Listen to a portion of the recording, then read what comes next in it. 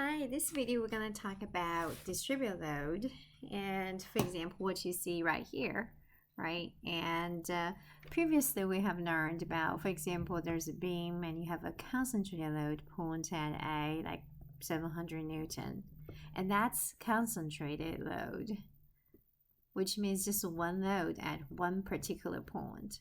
But often you see situation you have a beam, you might have uniform distributed load, which means since it's uniform, which means it's all have the same intensity across the beam. For example, for that, I can say it's 100 Newton, however, have a unit per meter. That's going to be the intensity, right? Intensity of this load. And what we need to know is the length of the beam. For example, the beam is 5 meters across. So in that situation, we know every single meter there's 100 Newton.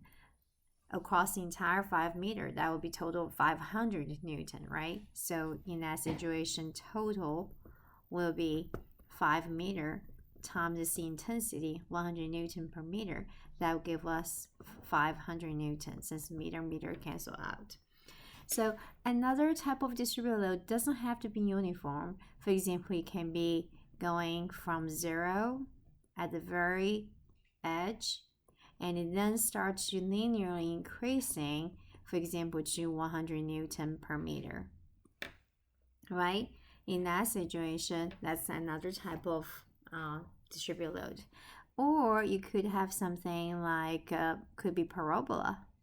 This curve is no longer linear. This could be part of 2, and it starts also at 0 and ends also at 100 Newton per meter, but it's follow different curve.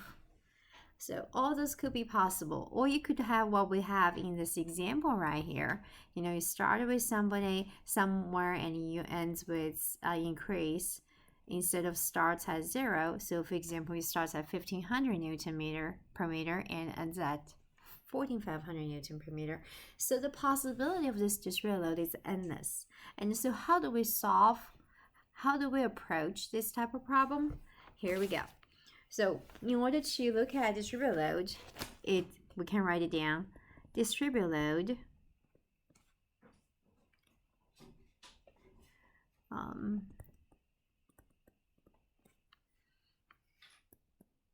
distributed load can be replaced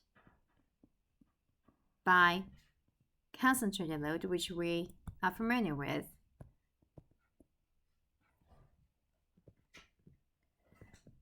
So how do we do that? How do we replace the distributed load with concentrated load?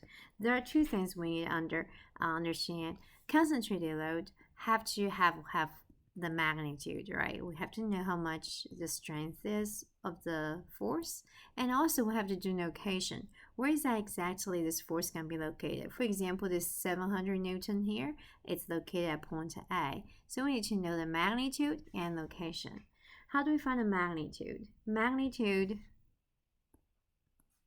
is going to be the area under the curve, under the load curve. This is intuitive. For example, let's look at this one. We have this uniform distributed load, starts at 100 and it keeps as a constant at 100 Newton per meter across this 5 meter beam. And the area underneath, what shape is that? It's a rectangle. Rectangle area is 5 meter length times width, 100. So we have 5 meter times 100 Newton meter, we get 500 Newton, right? So knowing that principle, its area underneath the curve, we can look at this distributed load. It starts at 0 and ends at 100. And what's the area underneath the curve? It's a triangle.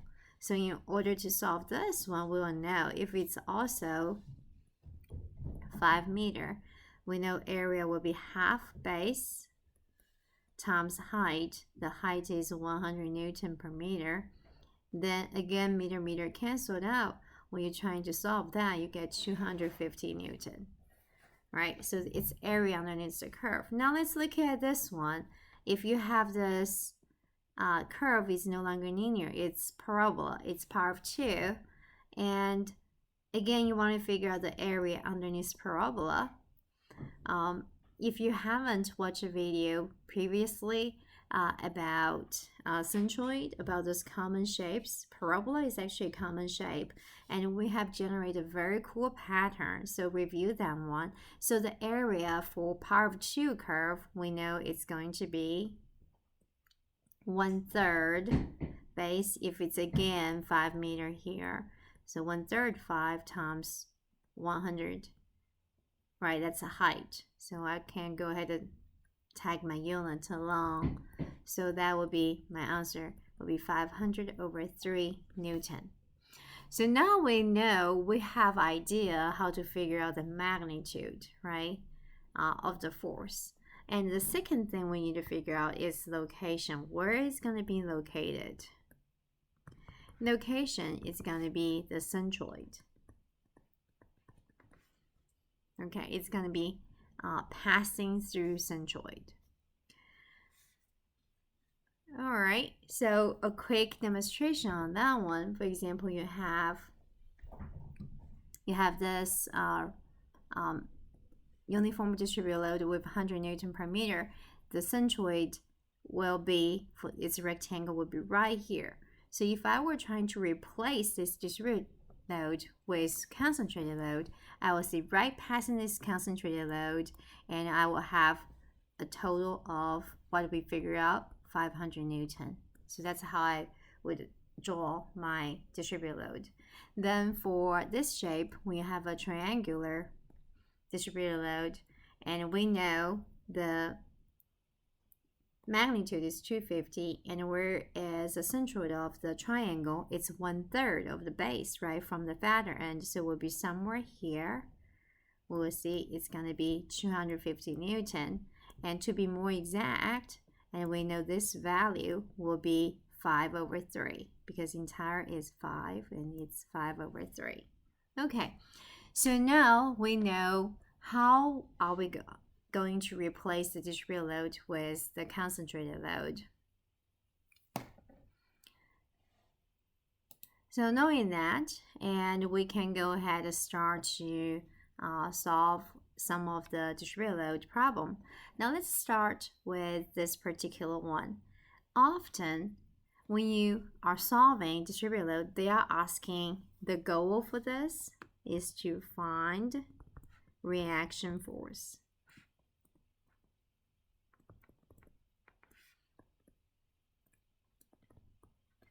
So for this one, let's take a look at this FBD. You have a roller support. So what we have is, we're going to have A pointing only at Y direction, and B is a pinned support. We will have BX and a BY. So those are the 3 things we are solving, right? If our goal is to find those reactions, first imperative step is to replace this distributed load with concentrated load. And however, for this problem, it's actually really unique. If you look at this area underneath this curve, distributed load, it's a trapezoid, right? You could potentially do 2 things. First approach is find this trapezoid entire area, which we can, right? If you know the formula for trapezoid, you can know half top base plus bottom base times height. Or you can decompose this trapezoid to a rectangle on the bottom and a triangle on the top. Then you add them up to get area. So you're trying to get, you can get some of those, get trapezoid area. Also, then you need to figure out this concentrated load for this trapezoid. And in order to do that, you're going to have to use a formula, what we had down a video before for composite area. So you're going to use X bar is going to be equal to summation of those 2 area, triangle and rectangle, then summation of X tilde, which is a centroid for each shape, then times that. So you can go ahead and figure out this particular location. That's one approach. However, that's not a simple approach. The simple approach is this coming one. It's actually treat this trapezoid as two shapes.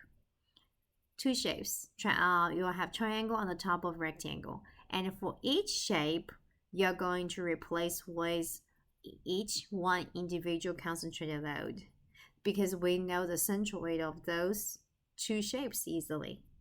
So that's what we'll do. Here you see the example. You can be flexible.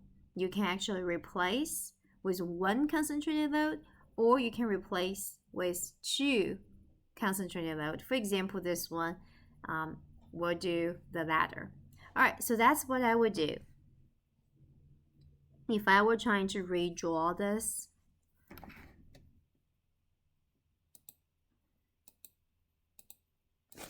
so I'm going to copy this chart right here. So what I would do is I'm going to look at two area. Area 1, which is rectangle. Area 2 is a triangle. Then we're going to draw our A and a BX and a BY. Then we're going to replace that distributed load with two separate concentrated load. Okay, so A, BX, and a BY. Entire length is 6 meters. Then for the shape 1, which is this rectangle, we know the area would be, for rectangle, the area, which is the magnitude of this concentrated load, right, will be 6 meters times this height. What is that height? Well, let's look at the shape. It starts at 1500, so it would be that height. So this will be exactly the same height. Then times 1500 Newton per meter. That would give us 9,000 Newton. So that's area of this rectangle. And where is this force going to be located? Right in the middle, right? So it's right at the 3 meter. So if we call this A and B, will be right here. That's going to be the concentrated load. To substitute the rectangle, that's 9,000. And it's located at midpoint. So from here to here, it's 3 meters. Then we're going to look at our purple triangle here. So for this, what's going to be our area? It'll be half. Our base is 6 meters. Our height, what's the height here? So again, this is 1500 Newton per meter. That's the intensity at point A, and increase gradually. Getting to the final point at B is 4,500. So that will be, this question mark will be 4,500 minus 1,500. That gives us 3,000 Newton per meter. Then that's exactly what we have over here, times 3,000 Newton per meter. Then we'll go ahead and cancel out. Then our answer for that one happened to be also 9,000, right? It's a constant. So that's going to be 9,000. However, where is this located? Where's the center of this triangle? It's going to be right here. And if you will replace that, it's going to be 1/3 from point B. 1/3 from point B will be somewhere here. And 1/3 of 6 meters, that's going to give us 2 meters. And that's 9,000 Newton. Okay.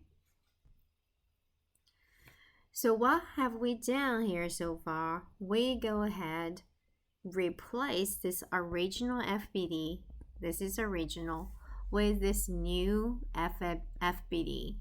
And what we did is replace the concentrated load with replace the distributed load with concentrated load.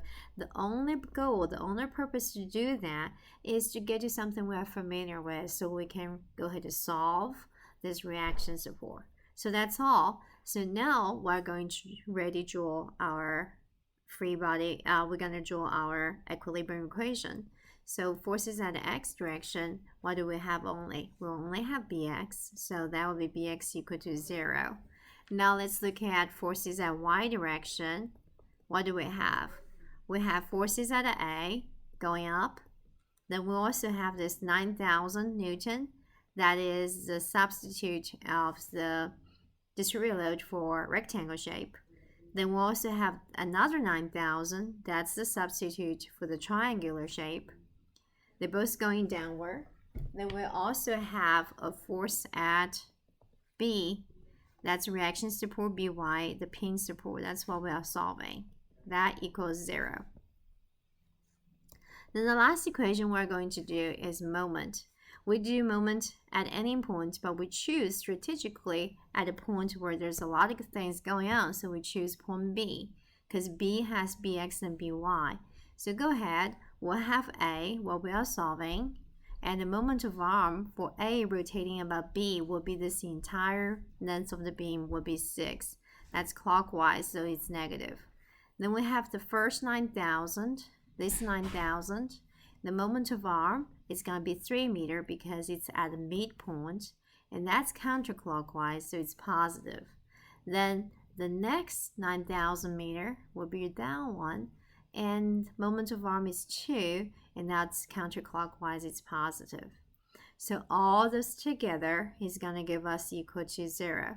So you can see from equation number 3, you can quickly just solve the reaction support at A, right? So we can go ahead and do that. So we basically have, let's quickly solve that, 9,000 times 5, then divide by 6. So we have A equal to 7,500 Newton. When we get our A, we can bring up to the equation number 2. Go ahead and solve our By.